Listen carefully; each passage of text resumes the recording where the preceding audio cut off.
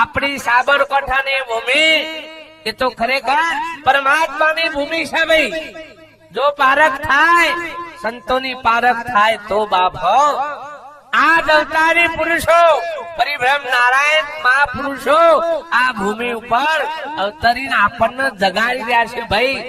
સત્સંગ બીજા બધા નજર કરી આવો, બીજા બધા રાજ્યોમાં, બીજા બધા જિલ્લાઓમાં, તો આજે જે સત્સંગનો મહિમા, સંતોનો મહિમા જે આપણી ભૂમિ ઉપર જે ગવાઈ રહ્યું થઈ રહ્યું છે બાપ, એ બીજા બધા જોવા મળે એવું નથી. હશે તો કાશો પાત્રો બાપ, પણ આજે જે આપણને લાવો અહર્નિશ સંતોના મિલનનો, સંત મેળાવડાનો મળે છે બાપ, એ બીજા બધા મળવું બહુ દુર્લભ છે બાપ. એવો અવસર, એવી ભૂમિ ઉપર આપણને આ મળવાનો જોગ મળ્યો છે, એ આપણું અહોભાગ્ય કહેવાય ભાઈ. પણ ચાને જાગીએ તો ભાઈ હો